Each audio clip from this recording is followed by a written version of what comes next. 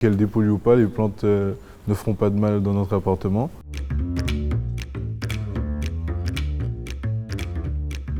Les plantes ont été testées en laboratoire, donc dans des conditions aussi parfaites, donc dans un cube parfaitement vide. Donc il est avéré qu'elles absorbent des éléments nocifs de nos quotidiens, donc peinture, gaz, etc. Mais cependant, dans des proportions qui restent minimes. Le Zamioculcas, on en parle beaucoup. Zamioculcas zaminifolia, une racée, on dit que c'est une plante qui purifie vraiment l'air.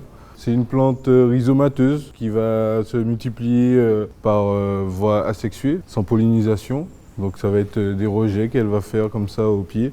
Pas d'arrosage en excès, vraiment, c'est une plante qui va faire ses réserves d'eau. C'est une plante dite succulente qui est gorgée d'eau. Et le rempotage intervient vraiment quand le pot n'en peut plus. On voit vraiment le pot qui se déforme avec les rhizomes. Tant qu'il n'y a pas les bourrelets sur le pot, c'est que ça va. On a le chlorophytum aussi, la plante araignée très connue. Chlorophytum comosome, facile d'entretien, pas très contraignante. Elle va se contenter d'un sol à peine humide. Donc laisser sécher, elle se ressème, elle se multiplie quasiment toute seule avec ces petites araignées, hein, d'où la plante araignée. Donc il suffit de couper, de rempoter, ça se fait tout seul. Entéro universel, ça suffit largement. Ficus elastica, alors ça peut être un grand arbre, comme il peut être maintenu en bonsaï, comme il peut être maintenu à hauteur d'homme. Plante plutôt robuste qui va s'adapter à l'ombre, lumière directe ou indirecte. Il faudra faire attention au courant d'air. Et une fois qu'on voit que le pot est gonflé, que l'eau a du mal à descendre, etc., c'est le moment de rempoter.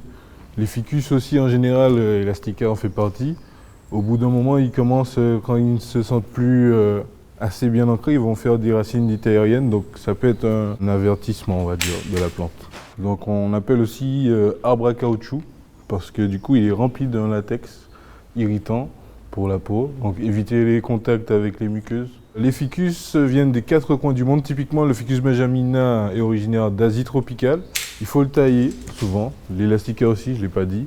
Éviter les courants d'air, il va perdre ses feuilles, il va tout lâcher. Entre 15 et 22 degrés, je pense que c'est l'idéal. Il faut laisser la plante sécher, on va dire. Pas arroser, juste pour arroser vraiment.